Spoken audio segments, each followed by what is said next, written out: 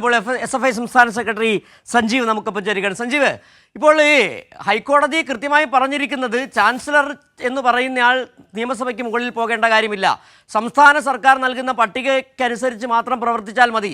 ഒരിക്കൽ കൂടി വ്യക്തമാക്കുകയാണ്, ഗവർണർ കാണിച്ച അന്യായങ്ങൾ, അതുപോലെ തന്നെ ചാൻസലർമാർ കാണിക്കുന്ന അന്യായങ്ങൾ അത് അനുവദിക്കേണ്ടതില്ല.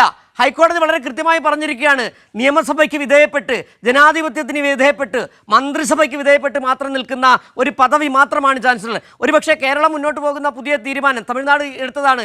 ചാൻസലർ എന്ന് പറയുന്ന തസ്തിക തന്നെ ഗവർണർക്ക് നൽകേണ്ടതുണ്ടോ എന്നുള്ള ചോദ്യം അത് വളരെ പ്രസക്തമാവുകയാണ് ഈ സാഹചര്യത്തിൽ ഒരിക്കൽ കൂടി. തീർച്ചയായും നമ്മുടെ രാജ്യത്തിന്റെ ഭരണഘടന കൃത്യമായി ഇതിനെക്കുറിച്ചെല്ലാം പരാമർശിച്ചിട്ടുണ്ട്, അതിന്റെ എല്ലാം നിർദ്ദേശിച്ചിട്ടുണ്ട്. ഗവർണർ ആയിക്കൊള്ളട്ടെ, അദ്ദേഹത്തിന്റെ അധികാരങ്ങൾ എത്രത്തോളമാണ്, എന്താണ് അതിന്റെ പരിധി എന്നതൊക്കെ കുറിച്ച് നമ്മുടെ ഭരണഘടന തന്നെ നിശ്ചയിച്ചതാണ്. എന്നാൽ അജണ്ടകൾ മുൻനിർത്തി, സംഘപരിവാർ താല്പര്യങ്ങൾ മാത്രം മുൻനിർത്തി കേരളത്തിലെ മുഴുവൻ ഉന്നത വിദ്യാഭ്യാസ കേന്ദ്രങ്ങൾ, പ്രത്യേകിച്ച് സർവകലാശാലകളിൽ കാവ്യവൽക്കരണത്തിന് വേണ്ടിയുള്ള വലിയ ഇടപെടലാണ് ഗവർണർ കൂടിയായ ചാൻസലറിലൂടെ നടത്തിയിട്ടുള്ളത്.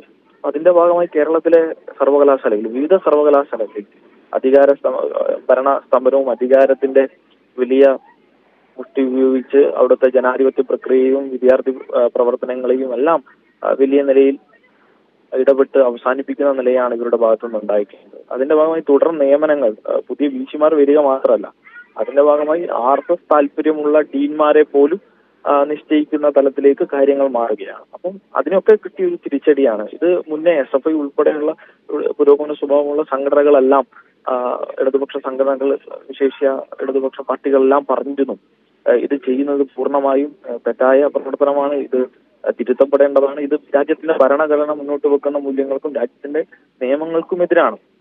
അപ്പം അത്തരത്തിലുള്ള ഒരു പോസ്റ്റിൽ ഇരുന്നുകൊണ്ട് അതിന്റെ ഇല്ലാത്ത അധികാര പരിധി ഉണ്ടെന്ന് വരുത്തി തീർക്കാനുള്ള ഒരു ശ്രമം നടത്തിയതിന്റെ ഭാഗമായി കിട്ടിയ തിരിച്ചടി തന്നെയാണ്. രാജ്യത്തിന്റെ ഭരണഘടനാ മൂല്യങ്ങൾ ഉയർത്തിപ്പിടിച്ചുകൊണ്ട് ഹൈക്കോടതി നടത്തിയ ഈ നിരീക്ഷണങ്ങളും വിധിയും എല്ലാം അങ്ങേയറ്റം സ്വാഗതം ചെയ്യുന്നു.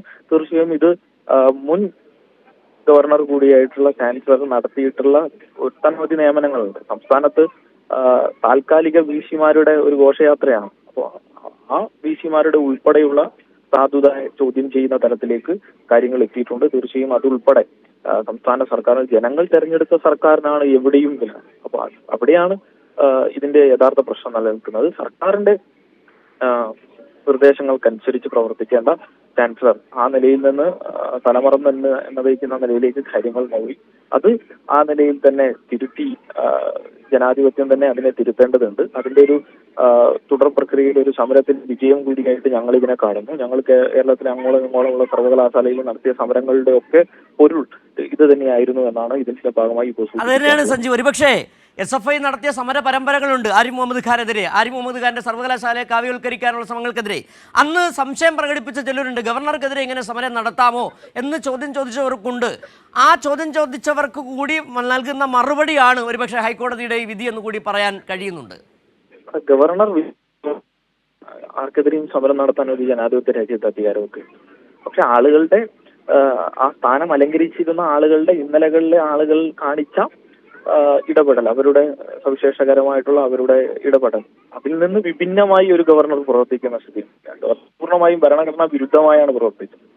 അതിനെ ചില നിയമങ്ങളുടെ സാധ്യതയെ ഉപയോഗിച്ച് പലപ്പോഴും സർക്കാർ തീരുമാനങ്ങളെയും ജനാധിപത്യപരമായിട്ടുള്ള ഇടപെടലുകളെയും തീർത്തും ഇല്ലാതാക്കുന്ന തരത്തിലാണ് അദ്ദേഹം പ്രവർത്തിച്ചത്. അത് നമ്മൾ കണ്ടു. ഒരു രാഷ്ട്രീയക്കാരന്റെ മേലം കെണിഞ്ഞുകൊണ്ടാണ് കഴിഞ്ഞ ഗവർണർ പ്രവർത്തിച്ചത്.